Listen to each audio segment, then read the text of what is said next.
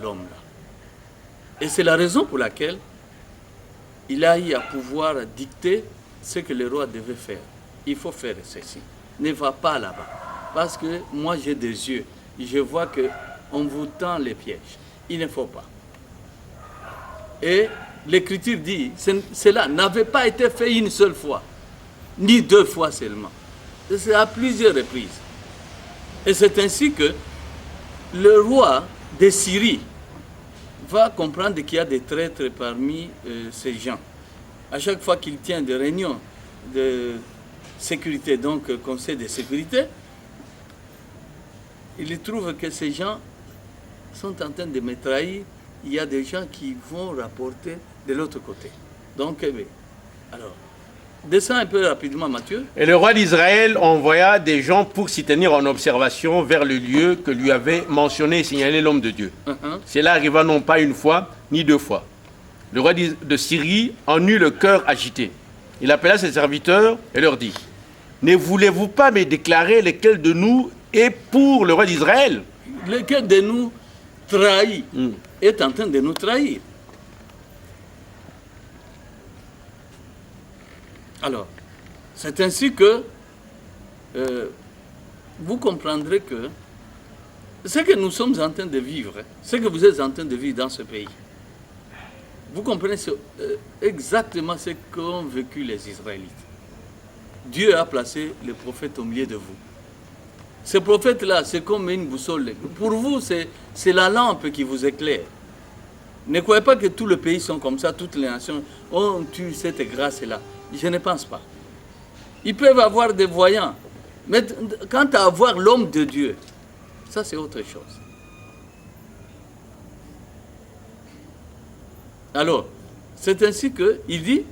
L'un de ses serviteurs répondit, « Personne, ô roi, mon Seigneur, mais Élisée le prophète, qui est en Israël, rapporte au roi d'Israël les paroles que tu prononces dans ta chambre à coucher. » Et le roi dit, « Allez et voyez où il est, et je le ferai prendre. » On vint lui dire, « Voici, il est à Dothan. » Moi, je crois que, mon cher journaliste, ce que je disais, que ce n'est pas bien que je te retourne la question.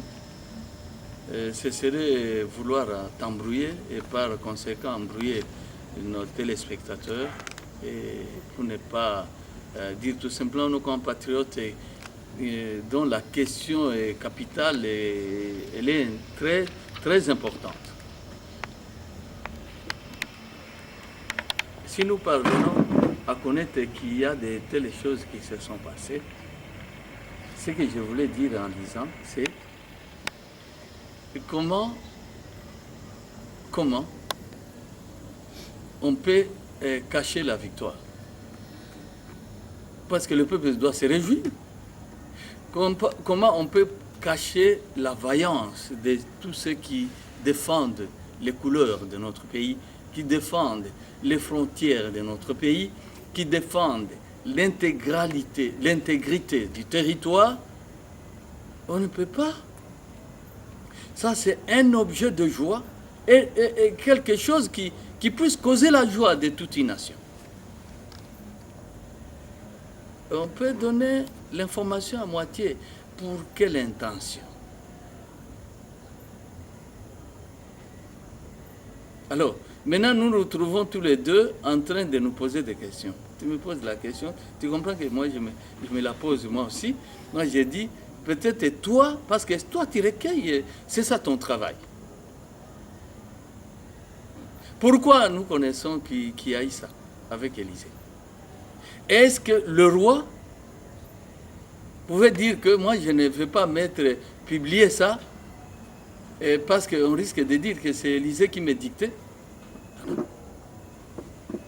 Maintenant, au verset 14 jusqu'à la fin, Annie, tu peux prendre des relèves. Tu dis? Il y envoya des chevaux, des chars et une forte troupe qui arrivèrent de nuit et qui enveloppèrent la ville.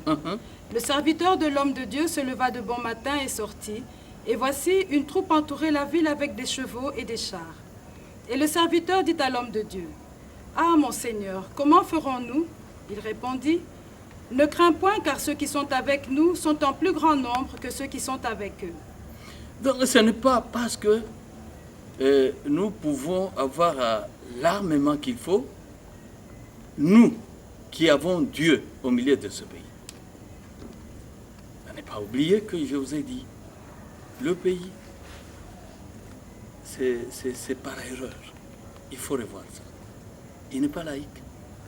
Parce que Léopold II ne l'a pas pris comme un pays laïque. Léopold II l'a pris avec empressement. Parce que les moines lui avaient révélé que la même étoile qui avait été vue par les mages à l'Orient, c'est la même étoile que nous voyons sur ces terres-là. Et raison pour laquelle ça va emballer, ça c'est trop alléchant ça, et Léopold II ne va pas.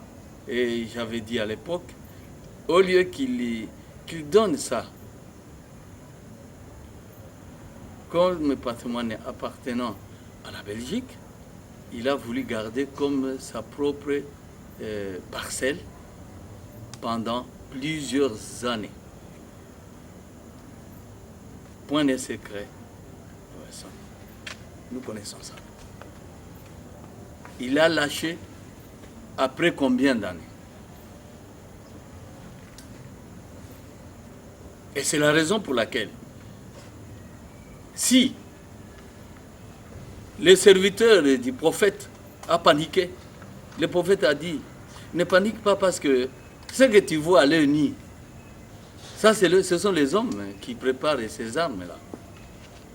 Mais l'Éternel, notre Dieu, l'homme aussi a fabriqué ce qu'il a copié quelque part. C'est de quelque part qu'il a fait les songes. Quelque part, il a eu une vision et qui lui a donné intelligence à pouvoir fabriquer ça. Alors, notre Dieu, celui-là qui nous a créés, dont toutes les choses. Donc, moi, je ne vois pas pourquoi tu vas. Éternel, tu peux lui ouvrir les yeux. Et il vit que la montagne était pleine de chars de feu et de chevaux qui entouraient Élysée. Et c'est le même enseignement, la même révélation remplie de ses disciples qui étaient parmi nos vaillants, nos militaires, et qui, au moment difficile, se sont rappelés les enseignements de l'homme. Ils ont compris qu'il faut respecter les consignes données par l'homme de Dieu. Alors, appliquons ça. Et c'est comme ça qu'ils sont parvenus à effrayer ceux qui voulaient, ceux qui étaient venus semer la panique dans la ville. Et, bon, pour peut-être répondre exactement à la dernière question, continue d'abord Annie, il dit ceci. Élisée pria et dit, L'Éternel ouvre ses yeux pour qu'il voie. Et l'Éternel ouvrit les yeux du serviteur qui vit la montagne pleine de chevaux et de chars de feu autour d'Élysée. Les Syriens descendirent vers Élysée. Il adressa alors cette prière à l'Éternel. Daigne frapper d'aveuglement cette nation. Et l'Éternel les frappa d'aveuglement selon la parole d'Élysée. Élysée leur dit, ce n'est pas ici le chemin et ce n'est pas ici la ville. Suivez-moi et je vous conduirai vers l'homme que vous cherchez. Et il les conduisit à Samarie. Donc, le miracle est opéré, comme vous dites en lingala, bikamo. C'est comme ça, hein, les bikamo. Donc, l'homme de Dieu, à lui seul, a demandé l'aveuglement. Et l'Éternel Dieu ne lui a pas refusé, c'est arrivé. Il a aveuglé toute une armée. Vous connaissez les Syriens, c'est eux qui mettaient très mal à l'aise Israël. Ça, ce n'est pas un secret. Israël, une fois, a été cerné par ces troupes-là et il commençait même à manger les enfants. Donc, vous comprenez que ce n'était pas une armée avec laquelle on pouvait jouer. Alors, lui, un individu, un seul homme, à lui seul, il dit éternel. Il n'avait pas l'arme à la main, aveugle, et il a aveuglé. Alors que vous connaissez l'armée d'Israël, c'est une armée qui terroriser les nations. Mais cette fois-là, Dieu a voulu leur montrer qu'il est présent, il est en train de veiller sur son peuple. Et aujourd'hui, Dieu a voulu rappeler au peuple congolais que moi, je veille sur vous. Malgré tout, malgré toutes les difficultés que vous traversez, que vous êtes en train de traverser, moi, l'Éternel Dieu, qui aujourd'hui, par mon Congo, je vous ai visité. Je suis avec vous. Je vous rappelle que je suis avec vous. Moi, je crois que qu'est-ce qui est arrivé suite à cet aveuglement? Il va les conduire vers Samarie en leur faisant nourrir l'espoir de trouver celui qui les recherchait. Alors que c'est celui-là même qui les recherchait, qui les aveugle. Et qu'est-ce qui va arriver? Lorsqu'il fut rentré dans Samarie, Élisée dit, Éternel, ouvre les yeux de ces gens pour qu'ils voient. Et l'Éternel ouvrit leurs yeux et ils virent qu'ils étaient au milieu de Samarie. Le roi d'Israël, en les voyant, dit à Élisée, frapperai-je mon père? Tu ne frapperas point, répondit Élisée. Est-ce que tu frappes ceux que tu fais prisonniers avec ton épée et avec ton arc? Un prisonnier de guerre, tu ne peux plus les tuer. Et alors? Donne-leur du pain et de l'eau, afin qu'ils mangent et boivent, et qu'ils s'en aillent ensuite vers leur maître. Au lieu qu'ils restent prisonniers, tu les libères seulement. Tout inarmé. Et que fit le roi? Le roi d'Israël leur fit servir un grand repas, et ils mangèrent et burent. Puis il les renvoya, et ils s'en allèrent vers leur maître. Ayant connu une telle humiliation, l'armée syrienne était dans l'obligation de pouvoir laisser tranquille Israël pendant plusieurs années. Est-ce que vous croyez quand l'Éternel manifeste sa puissance? Les gens de gris-gris, comme tu as dit, les niels, les six et niels, les six et niels, vous croyez qu'ils peuvent oser encore? Parce qu'il faut d'abord comprendre les gris-gris là. Dans les gris-gris là, ils croyaient être bien protégés, bien couverts. Mais être découvert comme ça et être ramassé comme on ramasse les sauterelles quand il y a fait de brousse. Il faut réfléchir pour faire autre chose. Hein? Donc c'est la raison pour laquelle voilà ce qui est arrivé. Et le prophète a donné des directives au roi disant il ne faut même pas les tracasser. Tu leur sers à manger et puis tu les libères carrément qu'ils s'en aillent vers leur maître. Vous me demanderez comment nous parvenons à connaître ces choses. C'est parce que la victoire qu'a connue Israël en ces jours-là, hein? Je ne vois pas comment est-ce que le roi pouvait cacher ça. Il allait cacher avec quelle intention? D'aimer Israël ou bien d'être choqué de voir que l'Éternel Dieu a humilié les ennemis du peuple. Donc, pourquoi cacher? Pourquoi? Moi, je vois que c'est quelque chose qui devrait nous réjouir tous, qui devrait causer les réjouissances du peuple, de tout un peuple. Et maintenant, c'est ce que je suis en train de me demander. Moi d'abord, j'avais une part. Si on ne pouvait pas me serrer les mains, me serrer les mains et me féliciter disant tu as Dieu. C'est très difficile de me dire ça. Prophète Mkongola, tu as Dieu. En tout cas, ton Dieu là, il faut le prier pour qu'il puisse maintenant nous donner la force. C'est ce qu'il fallait. Et maintenant, ne pas le faire. J'ai suffisamment souffert.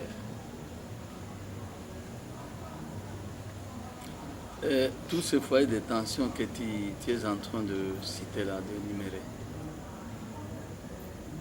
Ceux qui m'entourent peuvent l'attester. Parce que, vous voyez, être bloqué comme on est,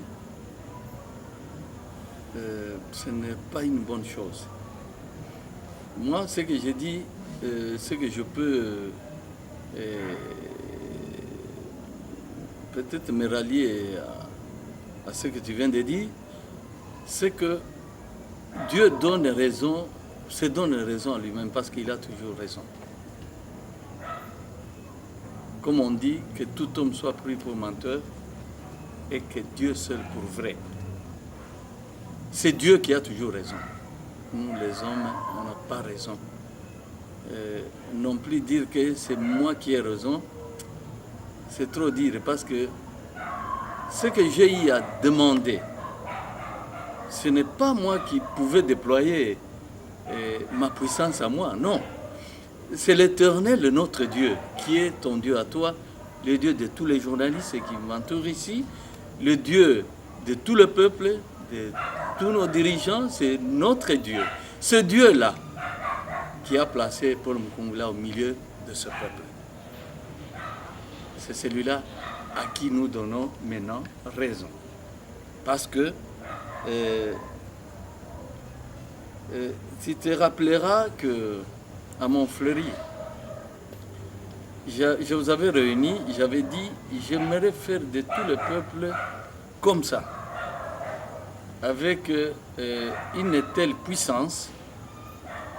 Et ce n'est pas parce que, bon, raison pour laquelle je t'ai dit, ce n'est pas moi qui ai eu raison, ce n'est pas moi qui peux avoir raison. Non, l'Éternel, notre Dieu à nous, les Congolais, ce Dieu-là, qui s'était manifesté comme le grand Dieu, en haut dans les cieux et en bas sur la terre, ce Dieu-là. Parce qu'il n'y a pas un autre qui soit plus grand. Non, il n'y en a pas. C'est ce Dieu-là à qui nous donnons raison. Il a raison.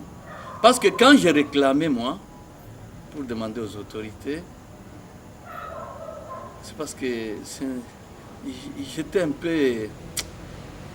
Je me sentais vraiment choqué par l'attitude de nos voisins. C'est la raison pour laquelle j'avais dit, autant comme... Ce n'est pas quelque chose que je vais continuellement, moi, revendiquer, demander. Non. C'est pas occasionnellement comme ça, circonstanciellement, l'Éternel déploie au moins sa puissance et il dit, vous voyez, mon nom est ce qu'il vous avait dit. Et c'est à lui que nous donnons raison. Et si ce peuple auquel je révèle ces dieux s'humilie vraiment dans ce Dieu de Mukungubila, ce peuple congolais, qui ne vous trompe pas, hein, ces gens-là qui se tapent la poitrine et disent c'est Dieu de tel, c'est Dieu de tel. D'abord, utiliser ce terme, hein, tu te maudis. Ici, je suis sérieux dans ce que je dis. Si je l'appelle Dieu de Mukungula, c'est le Dieu d'Abraham, d'Isaac, comme il avait demandé, je leur dirais, tu t'appelles de quel nom? Tu t'appelles comment? Il dit, moi je suis le Dieu d'Abraham, le Dieu d'Isaac, le Dieu de Jacob. C'est ce Dieu-là d'Abraham, d'Isaac et de Jacob, qui est le Dieu d'Israël, que j'enseigne à ce peuple que c'est le Dieu de Mukungubila, ce Dieu-là. Ce n'est pas facile, hein, de pouvoir utiliser, maintenant chacun, c'est mon Dieu à moi, chacun c'est mon Dieu. Faites gaffe.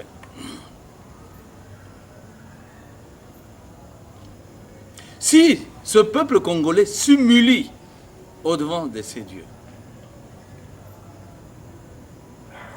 c'est la raison pour laquelle j'avais dit ce peuple sera craint. Et notre armée, quand je refuse de l'appeler une armée faible, je dis elle est forte, une armée puissante. C'est conformément à cela. Il suffit seulement de lui enseigner ce qu'il lui faut. Il suffit de lui donner des formules qu'il faut. et de lui dire, ne prends pas de fétiches, des gris-gris, non. Confie-toi en l'Éternel ton Dieu. Tu seras l'armée la plus forte du monde. Je dis bien l'armée la plus forte et la plus puissante du monde. Ça ne peut pas se marchander. Quelqu'un d'autre pourrait être choqué, disant, non, c'est notre nation. Mais moi, je parle en toute humilité, que c'est ce peuple ici. Et je ne vois pas pourquoi on peut ne pas encourager, ne pas féliciter, ne pas exalter même la force de cette armée congolaise. Parce qu'ici, c'est elle-même qui a pu se libérer, c'est elle-même qui a pu intervenir et qui a pu intervenir au nom de l'Éternel Dieu, c'est Dieu qui prêche Mukungubila. Au nom de Dieu de Mukungubila, et les gris-gris ont été matés carrément. Et comme vous le savez, le monde s'est perdu. Il ne sait plus au moins marcher avec son Créateur. Raison pour laquelle, à chaque fois qu'une nation se constitue, la première des choses, c'est de pouvoir former aussi son armée pour sa défense. Et la plupart des temps, quand on forme, il faut toujours encourager les gens à chercher des gris-gris, hein, parce que vous ne croyez pas qu'il faut avoir un support, hein, un support. Mais moi, j'ai dit au peuple congolais que votre support, c'est le Dieu de Mukungubila. C'est votre support. Et bien sûr, il faut vous enseigner ce qu'il faut et vous verrez, vous n'aurez pas à pouvoir, ce ne sera même pas à pouvoir douter ni à hésiter. Il n'y aura pas d'hésitation. Et c'est la raison pour laquelle, à l'avenir, moi je crois que l'Éternel Dieu,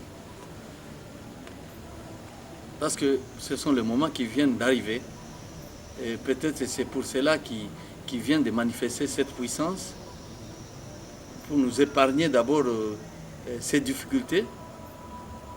Alors, Dieu a été